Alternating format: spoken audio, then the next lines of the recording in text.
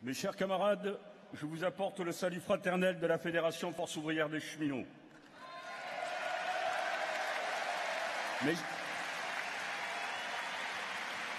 Mes chers camarades, je vais vous donner un scoop. Les cheminots sont en grève actuellement.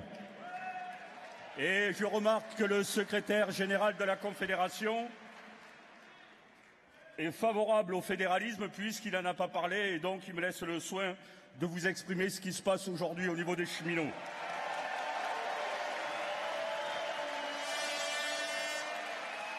Durant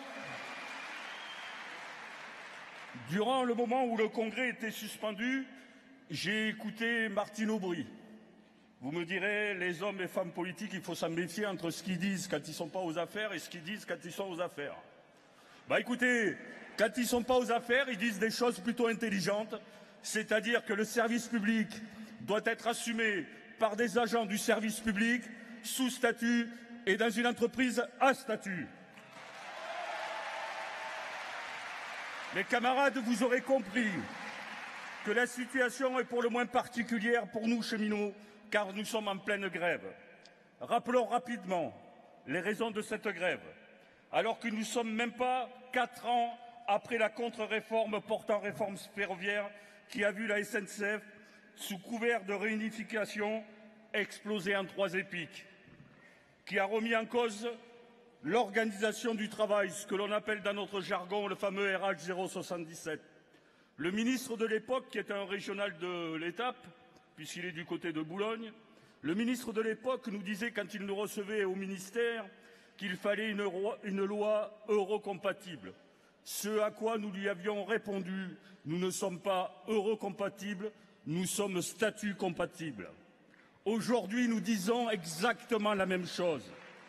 Ce gouvernement, Macron, Philippe, Borne et Hulot, a décidé de finir le sale boulot, à savoir liquider l'entreprise historique de services publics vieille de plus de 80 ans.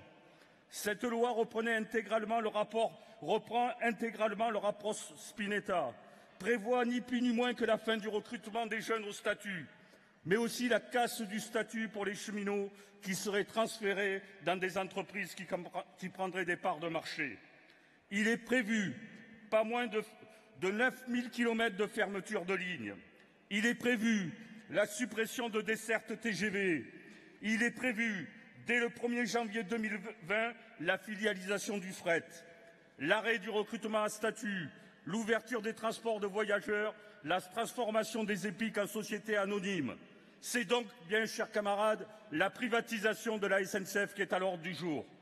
Chers camarades, le statut, oui, il est protecteur pour les salariés de la SNCF, mais il est aussi protecteur et surtout protecteur pour les usagers. Souhaitez-vous, mes chers camarades, un chemin de fer à la britannique? Cette question n'est pas une provocation, mais c'est l'exemple que reprend l'actuel ministre des Transports comme référence de chemin de fer le plus sûr en Europe. L'ouverture à la concurrence, hélas, on connaît à la SNCF.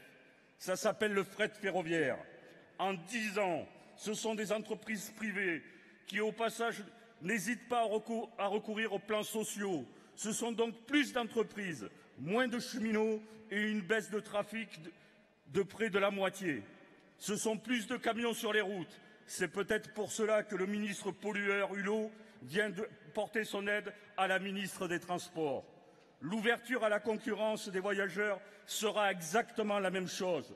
Moins de TER, moins de grandes lignes, moins de trains, plus de cars. Alors mes camarades, ce combat que mène dans l'unité la Fédération FO des cheminots, c'est votre combat. Et vous l'avez bien compris, mes chers camarades. Si le statut des cheminots devait disparaître, ça serait un coup porté à l'ensemble de la classe ouvrière. Ça serait la porte ouverte à la remise en cause de tous les statuts, de toutes les conventions collectives et la voie ouverte à la casse de tous les régimes de retraite dès 2019. Chers camarades, les unions départementales, des fédérations, des syndicats, des sections syndicales, vous l'avez bien compris, en envoyant en masse vos prises de position en faveur de notre bagarre, de notre grève. Je vous remercie, au nom de tous les camarades FO, en grève, de vos soutiens financiers. C'est cela notre confédération. Si vous voulez, d'ailleurs, vous pouvez continuer, puisque mon camarade trésorier est à la table de la Fédération FO des cheminots, et donc vous pouvez amener tous vos soutiens. Alors, mes camarades, certes, la Fédération FO des cheminots n'est pas jugée représentative. Voilà la belle affaire. Aux yeux, mais pas représentative, aux yeux de qui? Aux yeux de la loi scélérate de 2008, que notre Confédération a combattu. À l'époque. Mais notre fédération, même si elle fait 9,5%, est à la pointe du combat et la grève si particulière qu'on appelle le 2/5 ou la grille du loto. Merci de conclure, mon camarade. Oui, ben, camarade, écoute, on est en grève. Je pense que le Congrès acceptera que je finisse. Oui, mes camarades, la Fédération FO des cheminots était plus favorable à une grève dure, reconductible, dès le début. Pour autant, les cheminots, en Assemblée générale, se sont emparés de cette modalité et ils ont réalisé l'unité sur un mot d'ordre clair, à savoir retrait du projet de loi. L'attitude du gouvernement, et notamment de sa ministre des Transports, fait que le front syndical tient, car il n'y a rien à négocier. Qu'y aurait-il à négocier? Il n'y a aucune négociation, que de la concertation. Et c'est dans ces conditions que l'on retrouve autour de la table, pêle-mêle, le gouvernement, la SNCF, Mobilité et Réseau, le patronat des entreprises privées, les régions de France, les maires de France, etc., etc. Et on y retrouve aussi des ONG telles que la Fondation Nicolas Hulot, les Amis de la Terre, l'association des marcheurs qui prennent le train. Si, ce sont ces gens-là qui sont en train de détruire une entreprise de service public vieille de plus de 80 ans. Ce gouvernement d'amateurs, comme je les qualifie, qui ne connaît rien aux ferroviaires, nous propose d'accepter la fin du statut, la casse de la SNCF et nous renvoie à une négociation de convention collective. Bref, un chèque en blanc.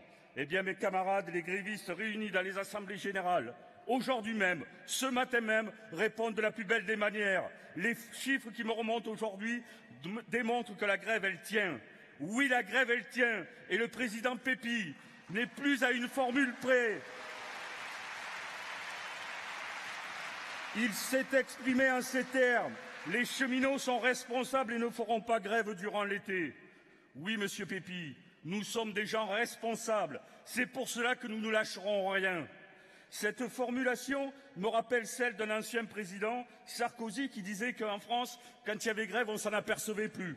Eh bien, je crois qu'aujourd'hui, en France, on s'aperçoit qu'il y a une grève chez les cheminots. Les cheminots ne font pas grève par plaisir. La grève peut s'arrêter dès demain. Mais pour cela, il suffit que le gouvernement retire son projet de loi. Je ne suis pas de ceux qui croient aux convergences de lutte et qui déposséderaient les grévistes de leur assemblée générale. Et nous regardons, nous, avec grand intérêt, tout ce qui s'est passé, avec nos camarades de la pénitentiaire, des EHPAD, de Carrefour, chez les enseignants, etc., et plus largement dans la fonction publique et dans tous les secteurs privés. Alors oui, camarades, une action de grève nationale pour bloquer le pays serait un fabuleux encouragement pour les cheminots en grève aujourd'hui. Un appel de ce congrès en soutien à la Fédération FO des cheminots, en soutien aux grévistes, serait un formidable encouragement. Oui, notre grève est légitime. Oui, nos revendications sont justes. Oui, il faut revenir à une SNCF, une, indivisible et sous monopole public. Vive la grève des cheminots, vive la Confédération FO des cheminots.